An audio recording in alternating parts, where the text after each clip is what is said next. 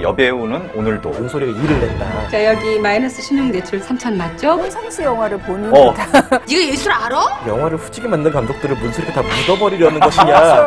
화나신 거 있으세요? 웃어야 될지 이게 화를 내야 될지. 이수 상 받았잖아. 탁 쉬어야지. 그러니까 왜 항상 여배우는 영화에 꽂혀야 되는가? 아, 이거 정말 한 시대 종언이구나.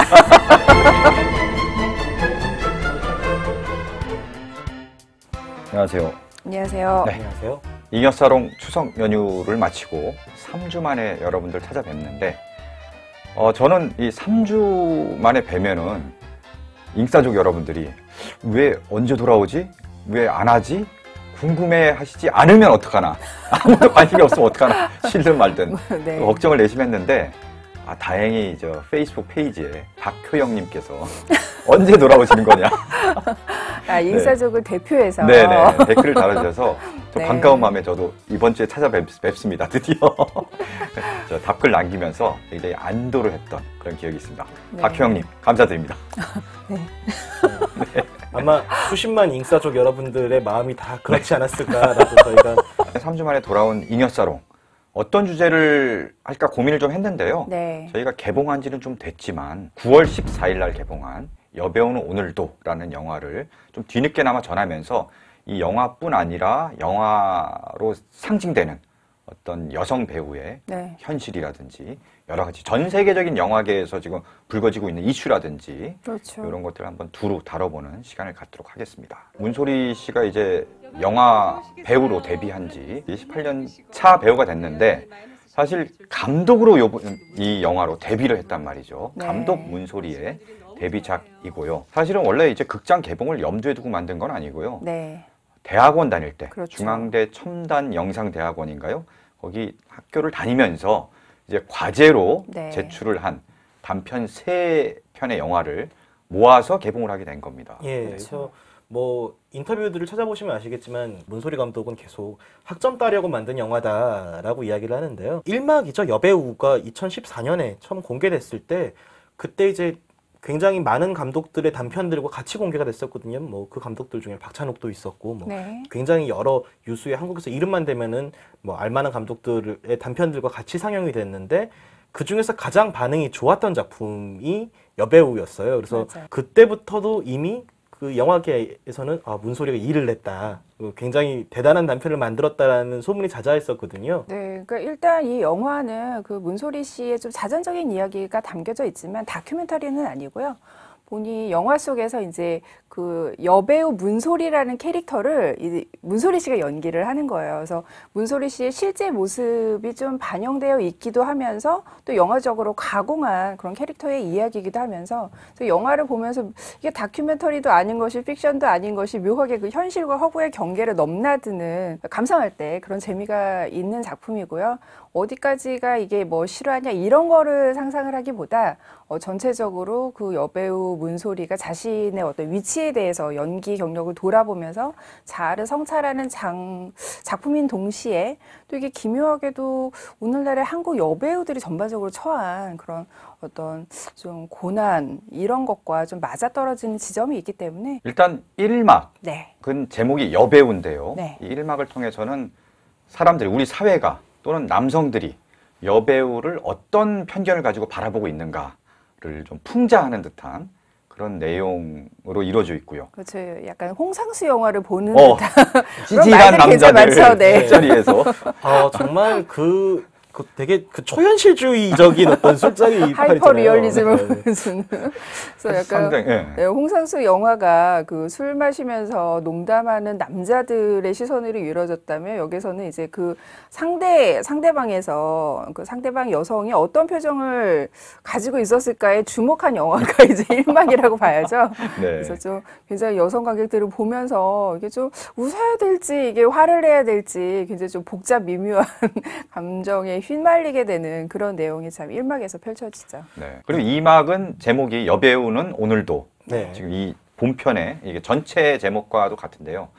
여기서는 이제 여배우가 단지 우리가 화려한 배우로서뿐 아니라 그 이면에는 생활인으로서의 어떤 뭐 엄마라든지 네, 며느리라든지 며느리로서. 네, 생활인으로서의 어떤 고뇌, 뭐 어려움 같은 것들을 또 재밌게 풀어내는 네. 네, 그런 내용으로 그렇죠. 이루어져 있고요. 그래서 그 이막에서 보면은 그 뭐 엄마 부탁도 들어줘야 되고 또 이제 요양병원에 가 계시는 시어머니도 찾아가 뵈야 되고 은행도 들러야 되고 굉장히 여러 가지가 많아서 이제 메이크업을 받고 있으면은 동료 배우들이 와서 물어보죠. 언니 오늘 명량 시사회 오시는 거예요? 그러면 아니야 나 못 가. 그래서 그 화장을 하고 가는 곳이 엄마 임플란트를 좀 싸게 해주려고 엄마가 다니는 치과에 가서 기념사진을 찍어주는 거죠. 그러니까 네. 문소리 씨가 실제 그런 걸 겪고 있다기보단 굉장히 수많은 여성들이 그런 걸 겪고 있다라는 거를 좀 보여주는 상징적인 장면이었어요. 그렇죠. 그래서 2막은 그러니까 1막과 4막이 어떤 여배우로서의 자의식을 많이 담아낸 작품이라면 2막은 그냥 여배우가 아닌 일반 여성 관객들도 굉장히 공감할 수 있는 그런 생활 에피소드가 굉장히 많이 나오고 그리고 이 3막은 막에는 또 재밌는 거는 네. 실제 문소리 배우의 남편인 장준환 감독이 그렇죠. 씬 이게, 스틸러로 출연을 해요. 그렇습니다. 이게 장준환 감독의 그 연기 데뷔작이기도 하죠. 장준환 감독이 이렇게 약간 남편이 와서 위로라고 해주는데 사실 그 마음은 참 고맙고 따뜻하고 알겠는데 위로가 안 되죠. 힘들면 뭐라도 줄여요 그러는데 시어머니도 하나고 딸도 하나인데 내가 뭘 줄여요 여기서 그러면은 이 영화에서 가장 많은 사람들이 그 기억 속에 담아놓고 있는 대사죠. 그럼 술이라도 줄여요라는 대사를 술은 줄일 수가 없는 상황이에요. 도저히 이렇게 여배우한테 여성한테 계속해서 술을 권하게 하는 그런 사회고 뒷얘기를 들었는데 처음에 문소리 감독이죠. 네. 문소리 감독이 남편을 캐스팅하려고 좀 애를 썼는데 남편이 계속 거부를 했대요. 나는 출연하기 싫다. 본인은 거부했지만 처음에 어렵사리 캐스팅을 하고 나니까 네. 그다음에 굉장히 연기 욕심을 보였다는 거예요. 갑자기. 아, 사실은 얼굴도 거의 안 나오고 뒷모습만 나오는데 등만 나오잖아요. 뒷만 나오는데 내 등이 어땠어? 혹시 양말을 신어야 될까 벗어야 될까? 막 이러면서 한번 자기는 오케이 했는데 아니야 내가 만족 못하겠어. 한 번 더 가야 돼. 이러면서 굉장히 연기 욕심을 뒤늦게 보였다는. 그리고 이제 3막은 네. 최고의 감독이라는 제목으로 어떤 죽음을 맞이한 감독의 빈소에서 이뤄지는 일을 굉장히 좀 약간 블랙 코미디처럼 정말 맞아요. 네. 네. 예상치 못한 쪽으로 얘기가 흘러갑니다. 14년 전에 자기와 함께 어떤 작품을 하고 그 이후로 아무런 작품도 만들지 못하다가 이제 조금은 젊은 나이에 세상을 떠난 감독인 건데 이제 빈소에서 조문을 하고 그냥 나가려던 차에 자기와 예전에 그 영화를 같이 찍었고 자기가 그렇게 유쾌하게 기억하고 있지 않는 남자 동료 배우를 만나죠. 근데 이제 그냥 갈라 그러는데 문소리 그냥 가라고? 너 그냥 가라고? 나하고 술 한잔 해야지 너 떴다고 너 지금 그냥 가냐? 이러면서 시비를 걸어서 마지못해 앉았는데 점점 이야기가 네. 가면 갈수록 별로 즐겁지 않은 쪽으로 흐르고 예상치 못한 손님도 오고 좀 그러면서 상황이 이래저래 꼬이면서 과연 이 감독을 우리가 어떻게 추억해야 될 것인가에 대해서 조금 자문하는 내용이죠. 네. 그렇죠. 그래서 사실 3막에서는 원래 인터넷에 먼저 대중들에게 이제 1막, 2막은 공개가 됐었는데 3막은 이제 가장 늦게 촬영이 됐고 최근에 극장 개봉과 함께 처음으로 공개된 작품이라서 사실 3막에 대해서는 좀 평가가 많이 갈렸어요. 왜냐하면 여기에서 그 감독이 내가 차기작에 너를 꼭 출연시켜 주겠다라고 약속을 했던 굉장히 젊은 여배우가 또 등장을 해서 여기서 이제 문소리와 약간 갈등 구도를 좀 형성을 하는데 이 에피소드를 두고 이거는 뭐 약간 여저겨 구도가 아니냐 이러면서 좀 반페미니즘적이다 이런 논란이 나오긴 했었는데요. 실제로 영화 전체를 좀 관통하는 시선을 봐야지 그 장면을 딱 놓고 보면은 그런 논란이 일어날 만한 장면은 아니고 저는 오히려 3막을 굉장히 재밌게 봤고 이 영화를 어떻게 관통하고 있는 메시지를 어떻게 수렴을 해서 이 인물들이 퇴장을 할 것인가에 관해서 굉장히 좀 영리하게 결말을 보여줬다라는 생각이 들어요. 그러니까 흔히 모든 갈등이 이제 장례식에서 이렇게 마무리되고 이런 영화들이 많기는 한데 이 장면은 이제 그 장례식을 모든 인물들이 이렇게 빠져나와서 어김없이 2차를 하러 가는 끝내 이제 문소리 씨는 술을 줄이지 못했고요. 이 영화의 주제는 그건가요? 술은 줄이고 싶어도 줄일 수 없다. 이건가요? 그렇죠. 세상이 날 술을 마시게 한다. 근데 문소리 감독은 사실 그런 생각은 안 했는데 다른 영화 감독들이 네. 그 막판에 쫙 이렇게 카메라가 돌면서 그 즐비한 무덤들을 보여주잖아요. 네. 감독들이 보면서 그러니까 영화를 후지게 만든 감독들을 문소리가 다 묻어버리려는 것이냐 그렇죠, 네. 라고 이제 겁을 먹었다고 해요. 그렇게 해서 그랬어요. 네. 왜냐하면 여기에서 그 감독이라는 인물이 약간 우리가 1막에서 좀 홍상수 얘기를 했지만 약간 그 자기는 예술가인데 이게 과거의 문소리가 이 감독을 기억하는 방식은 여배우를 약간 착취하는 식의 그런 감독이기도 했던 거예요. 그러니까 그러니까 예술가적 자의식이 굉장히 과잉된 그런 감독들이 여성을 묘사하는 방식. 그러니까 뭐 우리가 독립영화나 작가주의 영화라고 불리는 곳에서도 여성들을 굉장히 좀 그들만의 시선으로 좀 기괴하게 그리고 왜곡되게 그리는 경우가 많잖아요. 그러니까 그런 예들의 어떤 상징적인 장면으로 그 감독의 에피소드가 등장을 하고, 그러니까 저도 그 무덤 장면에서 이거 정말 한 시대 종언이구나. 종언이고 이제 새롭게 결과적으로 그 남성 감독의 그 감독 자리에 공백이 생긴 거잖아요. 왜 새로운 감독 문소리, 새로운 감독의 탄생, 자연스러운 그 위치의 역전. 저 그렇게 결말을 해석해서 굉장히 통쾌하게 극장을 나왔던 것 같아요. 네. 어쨌든 이 영화는 사실 문소리 감독이 극장 개봉을 염두에 두고 만든 건 아니지만 그렇죠. 결과적으로 상당히 재미있는, 유쾌하게 볼 수 있으면서도 그 안에 뭔가 생각해 볼 거리들이 굉장히 많은 상당히 좋은 영화가 나왔습니다. 예. 그리고 이게 개봉을 하면서 관객들과 계속 이야기를 주고받는 과정 또한 어떻게 보면 영화의 일부라는 생각이 좀 들어요.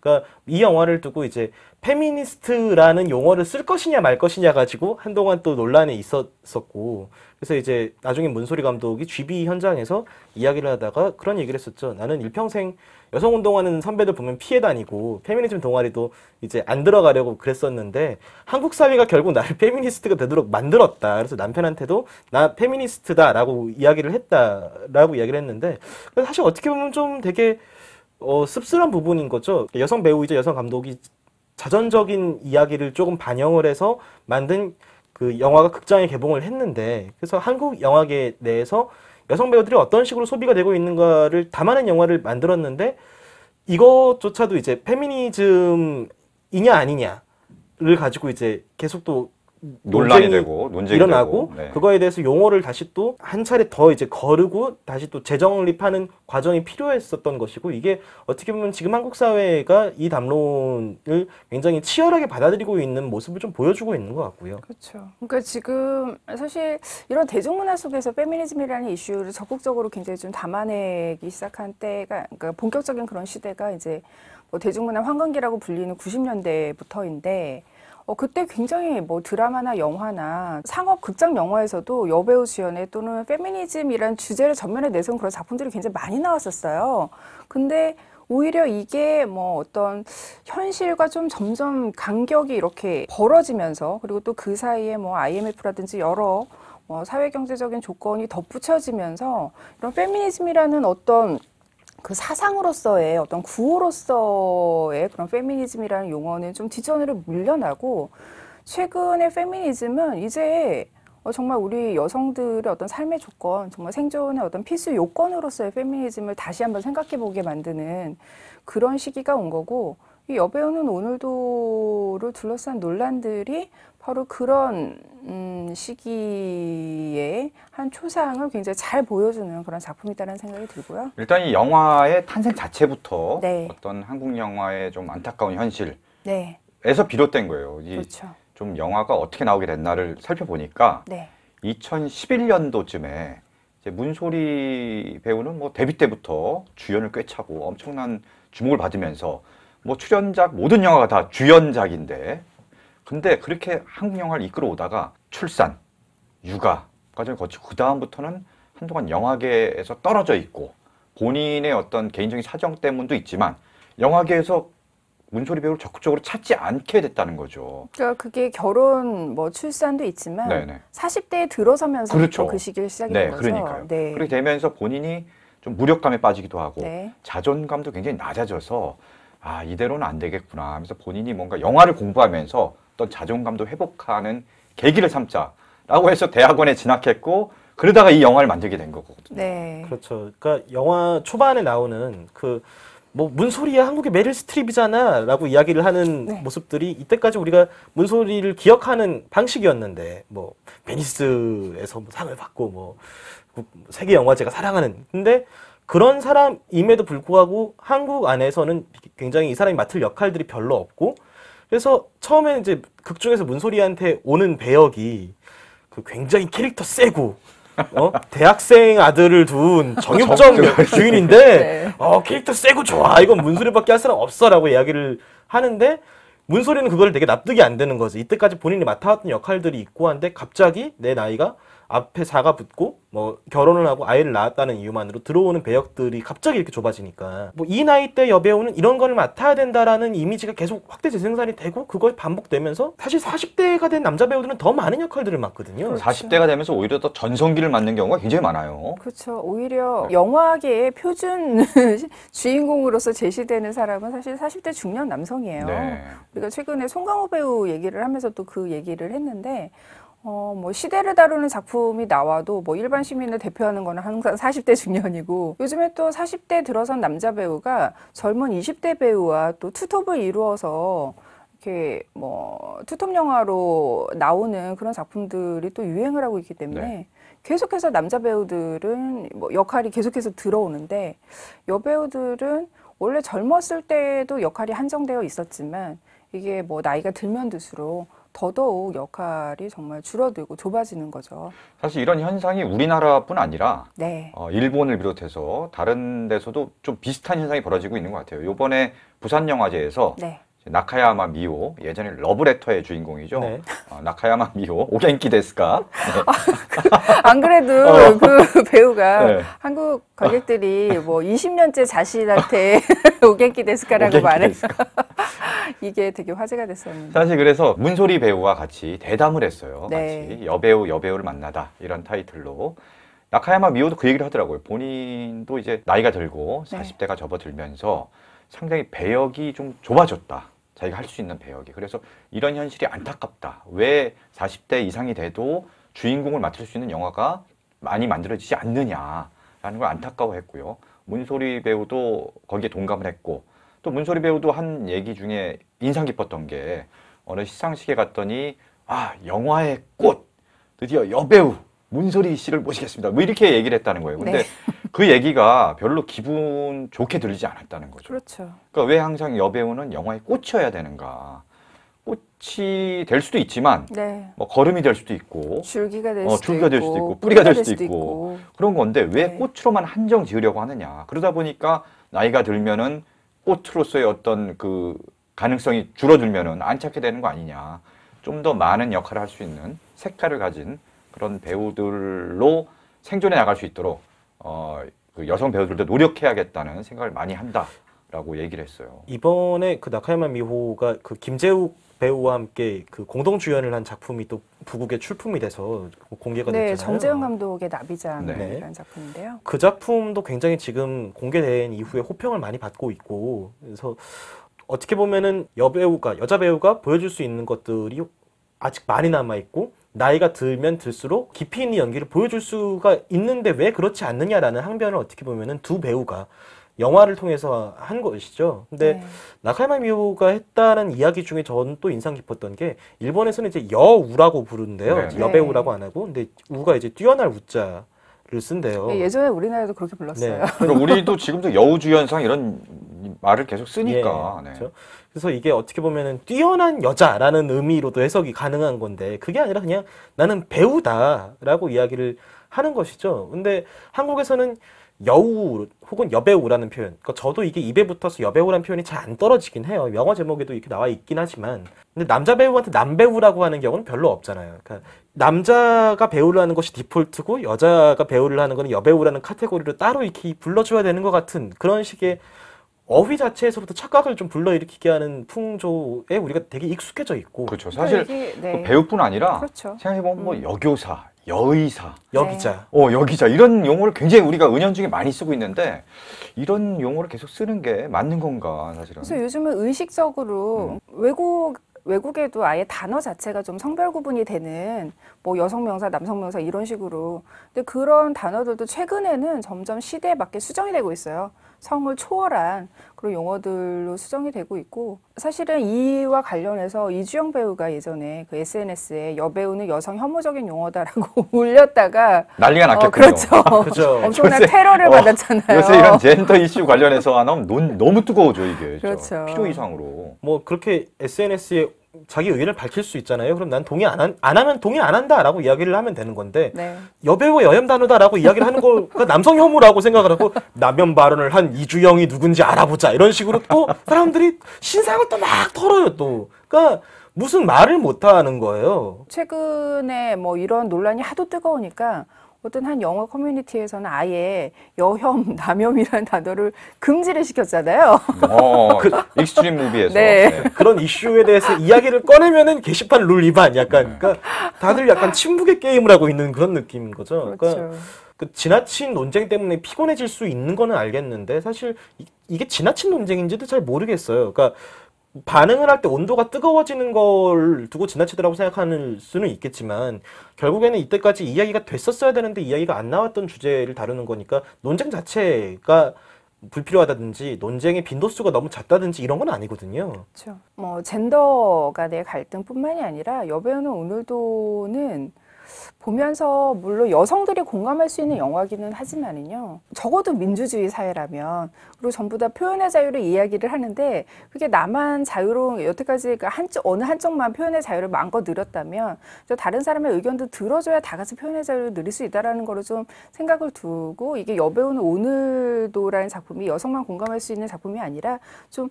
앞으로 모두가 공감할 만한 그런 이슈를 담고 있는 상징적인 작품이라고 생각을 하고 저는 남성 관객분들이 더 많이 보셨으면 좋겠어요, 이 작품을. 제가 보러 간 극장에서 안 그랬는데 그 1막에서 술자리에서 남자들이 하는 되게 이상하고 무례한 농담들이 많이 나오잖아요. 근데 그렇죠. 정말 사실- 술상을 뒤집어 엎고 싶은 그런 장면. 사실 이건 하는 사람만 농담이라고 생각하고 듣는 사람은 되게 욕으로 들릴 수밖에 없는 이야기들, 굉장히 무례한 이야기들이 많이 네. 나오는데 어떤 상영관에서는 남자 관객들 중 일부가 이렇게 크크하면서 웃었다라는 걸 목격하신 분들이 굉장히 많아요. 네. 그러니까, 그 농담이 웃겨서? 그게 웃기다고 생각을 하는 거예요. 그 상황 자체가 웃겨서 그런 거 아닌가? 그러니까 왜 설마 웃었는지는 거기에- 모르죠. 그러니까 서 기자님 해석이 맞기를 바래요.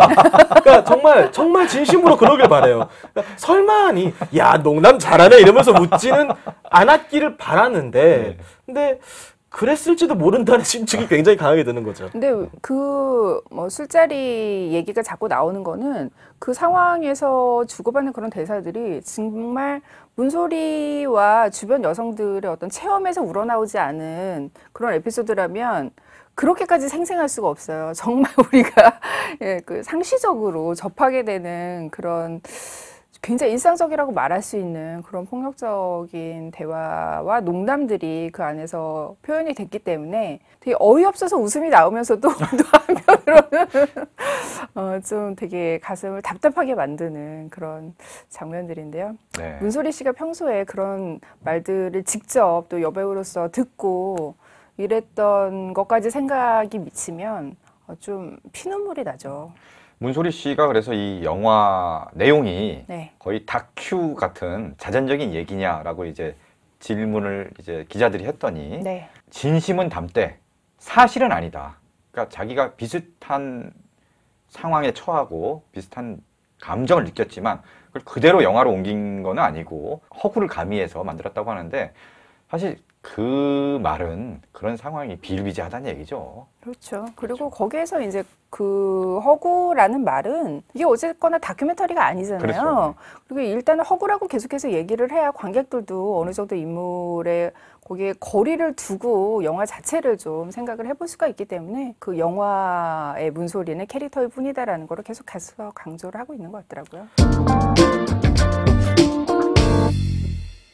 영화, 한국 영화계 현실에 대해서 좀 얘기를 좀 넓혀갔으면 좋겠는데요. 네. 최근에 이제 문소리 배우가 감독으로서 다시 만나는 것도 좋지만 또 좋은 배우로 우리에게 주연작으로 뭔가 만났으면 하는 기대도 갖게 되는데 주연으로 출연한 영화가 굉장히 좀 뜸해졌어요. 그렇죠. 가장 최근 출연작이 특별시민. 특별시민. 네, 거기서 특별시민. 기자역을 맡았었죠. 네네. 근데 거기서도 조연이었어요. 네네네. 그러니까 문소리 배우는 특유의 뭐 어떤 영화를 가든 주연급의 존재감을 발휘하는 배우라서 자신의 몫은 충분히 했는데 저렇게 좋은 배우가 뭐 최민식하고 공동주연을 맡아도 전혀 존재감이 떨어지지 않는 배우가 이제 조연의 역할에 머물러야 한다는 게 되게 좀 아쉬웠던 작품이죠. 굉장히 한국 영화를 빛내는 세계적인 배우, 뭐 네. 전도연 씨도 그렇고 우리 굉장히 스크린에서 주요한 배역으로 본 지가 오래됐어요. 그러니까 사실 이번에 부산영화제에서도 여배우를 만나다 그런 특집을 한 것도 굉장히 좀 의의가 있지만 사실 여름에 부천영화제에서도 그러니까 전도연 씨 그 배우 데뷔 20주년 그렇죠. 특집을 했었잖아요. 그때도 전도연 씨가 그런 말을 했었어요. 항상 전도연 하면은 까네 여왕이라는 수식어가 앞에 늘 따라붙는데 정말 들어오는 시나리오가 별로 없다고. 나도 남자 배우들처럼 이렇게 끊임없이 시나리오가 들어와서 좀 역할을 고르고 싶다 이런 말을 했었잖아요. 근데 많은 사람들이 전도연마저 저러면 정말 또 다른 여배우들의 현실은 얼마나 열악할까 굉장히 좀 이게 이제 문소리 배우가 오픈토크 때도 얘기를 했는데 네. 지금 이렇게 여배우들이 활약할 수 있는 어떤 영화 자체가 줄어든 거에는 여러 가지 요인이 있다 자기가 공부를 해보니까 그렇죠. 경제적인 산업적인 측면도 있고 네. 사실 그게 일정적인 작용을 하는 거예요. 그러니까 영화에 투자가 들어가려면은 처음에 캐스팅을 어떻게 하느냐, 그래서 관객들이 어떻게 들어올 것이냐, 스타 파워, 티켓 파워 이런 거를 굉장히 중요한 요인으로 두고 투자가 이루어지다 보니까 처음부터 주로 굉장히 잘 나가고 있는 남자 배우들을 멀티 캐스팅으로, 그것도 한 명도 아니고 여러 명을 캐스팅해야 투자가 이루어지고 하니까 그런 영화만 계속 기획이 되는 거예요. 그러니까 그 멀티캐스팅도 굉장히 좀 비겁한 게 단독으로 솔직히 남자 배우도 이제는 단독으로 티켓 파워를 발휘할 수 있는 배우가 거의 없어요. 그러다 보니까 자신이 없으니까 그러니까. 멀티캐스팅을 내세우는 건데 꼭 여자 배우한테만 티켓 파워가 없는 것처럼 그렇게 계속해서 편견을 강화를 시키는 거죠. 편견을 강화하는 것 중에 하나가 이제 영화를 볼 때는 이제 주로 여성들이 그 문화 상품의 소비자로서 그 훨씬 힘이 그렇죠. 크다. 주 소비층이죠. 그래서 네. 남자 배우들을 내세워야 된다. 이런 논리를 적용하거든요. 그렇죠. 그러니까 그게 안방극장에서도 마찬가지 논리가 적용이 되고 심지어 대중음악 쪽에서도 비슷한 논리로 이제 결국 남자를 팔아야지라는 논리가 되는데 이때까지 이렇게 캐스팅하면 잘 됐으니까 앞으로도 계속 이렇게 하지 뭐라는 식의 어떻게 보면 게으른 발상인 거죠. 소위 말하는 요새 이제 멀티캐스팅을 이루어진 남자 배우들의 멀티캐스팅이 이루어진 알탕 영화라고 하는 영화 이 트렌드가 네. 지금은 너무 지겨워진 거예요. 이제 그렇죠. 다 고만고만하고 다 비슷비슷하고 내용도 그러니까 사람들이 뭐 지루해질 시점이 된 거예요, 사실은. 물론 여성 관객들이 좋아하는 저만 해도 이제 좋아하는 남자 배우들이 굉장히 많긴 한데 남자들만 나온다, 그러니까 남자들이 중심이다 이것조차도 문제지만 더 심각한 거는 그러니까 여성을 굉장히 좀 착취하는 방식으로 여성 묘사를 한다라는 거. 꼭 저렇게 여성을 묘사하는 작품에 내가 좋아하는 스타가 나온다고 해서 소비를 해야 하나? 이제는 여성 관객들이 그거에 대해서 굉장히 좀 적극적으로 좀 항의를 하는 그런 지점에 이르렀어요. 그러니까 가장 최근에 얘가 VIP인데 VIP 남자 배우들 보면은 여성 팬이 굉장히 많다라고 알려진 남성 스타들이 이제 멀티캐스팅이잖아요, 그것도. 근데 그 주요 팬층을 형성하는 여성 팬들이 주도적으로 나서서 이거 굉장히 여성을 너무나 혐오적으로 묘사를 한다. 결국은 그런 요인들이 네. 흥행에 안 좋은 영향을 미쳐서 그렇죠. 흥행도 잘 안 됐고요. 네. 그래서 이제는 아까 얘기한 대로 산업적인 뭐 투자라든지 경제적인 측면 때문에 여성 배우 캐스팅, 주요한 배역으로 캐스팅이 잘 안 됐다면은 여기에서 이제 느낄 겁니다. 아, 이런 식으로 영화를 만들면은 영화 흥행에도 부정적인 영향을 미치는구나. 그렇죠. 그래서 영화를 기획할 때부터 또 감독들이 연출할 때부터 이런 식으로 하면 안 되겠구나. 약간 의식이 개선되는 효과를 낳을 것 같아요. VIP 때문에. 그러니까. 이게 그 어떤 한국 영화 안에서 그 여성도 그렇고 그러니까 전반적인 마이너리티에 대한 묘사를 정치적으로 공정하게 할 것을 산업적으로 요구를 받고 있는 상황인 거죠. 그러니까 어떻게 묘사를 하느냐에 따라서 달라지는 스코어가 증명을 할 거예요. 그렇죠. 굉장히 좀 입체적으로 특정 스테레오타입으로 묘사한 게 아니고 입체적으로 이 다양한 사람들이 있다. 그렇죠. 이런 걸 보여주면 되거든요. 마찬가지로 한국 영화가 여성을 다루는, 그러니까 어떻게 보면은 인구학적으로는 마이너리티가 아닌데 그럼에도 불구하고 계속해서 마이너리티가 되기를 강요받았던 계층인 거잖아요. 앞으로 영화를 만드시는 분, 뭐 시나리오를 쓰시는 분, 캐스팅하시는 분들이 가장 신경 써서 고민하셔야 될 부분일 거라고 생각을 해요. 오죽하면 박훈정 감독이 인터뷰에서 내가 젠더 감수성이 부족했다라고 인정을 했는데, 그런 식의 말이라도 일단은 이게 문제가 될 수 있겠구나라는 거를 깨달아야지, 남혐, 여혐 이거 갈등 일으키니까 금지합시다 이런 식의 태도는 안 된다라고 다시 한번 말씀을 드리고 싶고요. 우리나라뿐 아니라 전 세계적으로 사실 할리우드에서도 그렇죠. 여성 배우를 착취하거나 그렇죠. 네. 할리우드에서도 아니라 그 영화 뭐, 역사가 훨씬 오래됐기 그렇죠. 뭐 때문에 할리우드에서 거기에 뿌리가 네. 훨씬 그렇죠, 깊죠. 그렇죠. 예, 이게 연휴 중에 터졌잖아요. 네. 그러니까 이 스캔들이 그러니까 뉴욕타임즈가 보도를 한 거죠. 그 미라맥스에서 이제 대표를 굉장히 오래 했고 지금 와인스타인 컴퍼니의 대표였다가 얼마 전에 이제 해고당한 그 하비 와인스타인이 굉장히 오랜 세월에 걸쳐서 굉장히 많은 여자 배우들을 혹은 여성 스태프들에게도 동침을 강요를 했고 그에 응하지 않는 사람들에게 불이익을 줬다라는 기사가 나왔단 말이에요.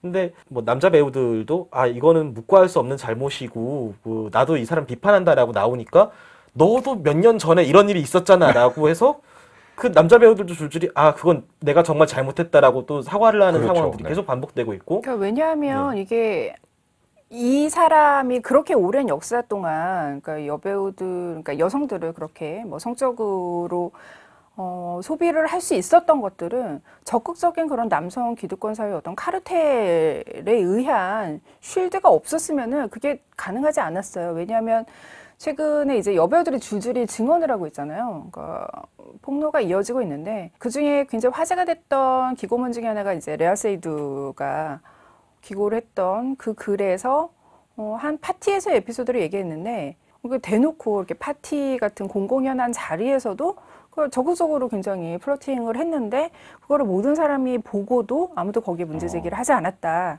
지금 이 사태에 사람들이 굉장히 분노를 하는 이유가 이게 단순히 한 권력자 개인의 일탈이 아니기 때문에 더더욱 좀 분노를 하고 있는 거죠. 남성들이 영화계의 어떤 권력자, 뭐 꼭 이제 감독뿐 아니라 제작자도 그렇고 그런 권력자로 군림하면서 여성들을 착취해왔던 현실이라든지 이런 것도 좀 바뀌어야 될 것 같고요. 그 다음에 영화 내에 표현하는 것에 있어서도 여성 혐오적인 표현이라든지 여성을 도구, 수단으로서만 표현하는 이런 흐름들도 좀 바뀌어야 될 것 같고 네. 이제 여성 감독들도 더 많이 나와야 될 것 같고요.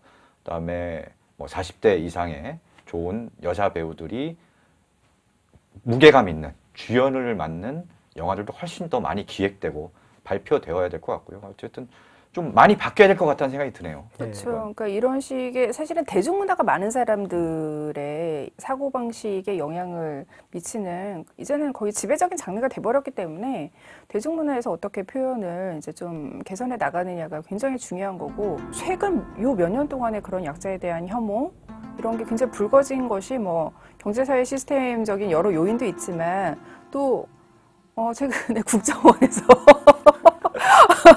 국가기관에서 나서서 이렇게 혐오를 적극적으로 유포하고 확대 재생산을 한 그런 사례도 있었잖아요. 그러니까 국내에서는 정말 어떤 세계의 사례에 통용되기도 좀 부끄러운 그런 종류의 좀 독특한 그런 환경이 있기 때문에 더더욱 우리가 이 자연스럽다고 생각했던 이 혐오의 원인은 정말 자연스러운 것인가, 이거를 적극적으로 누군가가 내 안에 심어준 생각은 아닌가, 이런 식의 좀 문제의식을 가지셨으면 좋겠어요.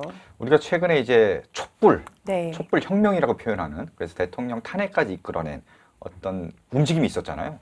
그냥 그걸로 그냥 만족하고 대통령 바뀌었으니까 됐다 이러고 끝날 게 아니고 그런 썩은 권력뿐 아니라 우리 안에 어떤 편견이라든지 네. 사회적인 소수자 혐오 이런 거는 우리 스스로도 분명히 그렇죠. 좀 바꿔나가야 되는 시민이 이제 성숙해야 되는 거죠. 진짜. 촛불이 단순히 권력자를 태우는 것으로 끝나는 게 아니라 말씀하신 것처럼 내 안에 있는 적폐도 같이 태워야지.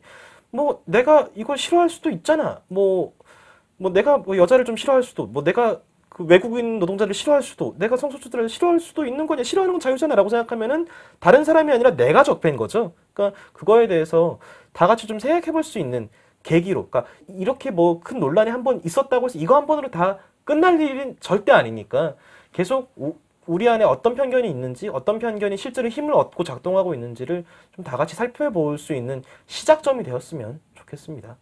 야, 이거 뭐 영화 얘기를 하다가 근사한 결론으로 이제 뿌듯한데 오늘 진짜. 사람이 오래 쉬니까 이게 잘 되네요.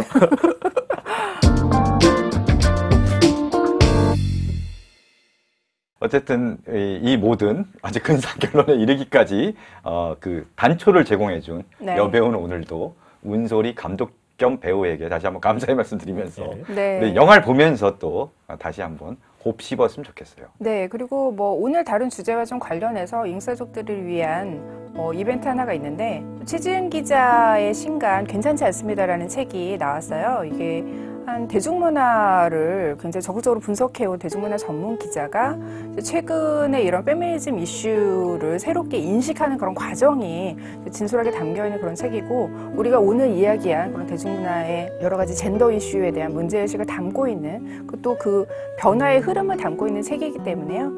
좀 흥미로운 내용이 많으실 거예요. 저희 잉사 즐겨보시고 유튜브나 팟캐스트에 댓글 달아주신 독자분들께 책을 좀 선별해서 선물로 드리도록 하겠습니다. 총 몇 권을 드리는 건가요? 이승환 평론가나 저나 이렇게 또 지인이기도 하기 때문에 아, 사적으로 좀 최지은 협찬을 기자와 해서 네. 지인이군요. 지은 지인. 네, 알겠습니다. 그런 식의 언어 유희는 좀 네. 죄송합니다. 갑자기 힘이 쭉 빠지네요. 결론 잘 지어놓고 네. 망쳤네. 네네. 저희 MC들이 또 이렇게 어떤 그 사적인 인연도 있지만 또 이제 공적으로도 굉장히 지금 한국 사회에 필요한 내용이라고 생각해서 이거는 저희가 뭐 출판사에서 뭐 협찬을 받는 게 아니라 MC들이 쏘는 거고요. 네, 총 10권 저희가 보내드리도록 하겠습니다. 네, 댓글들 많이 달아주시고요. 네. 또 다음에 더 재밌고 유익한 주제로 찾아뵙도록 하겠습니다. 네. 감사합니다.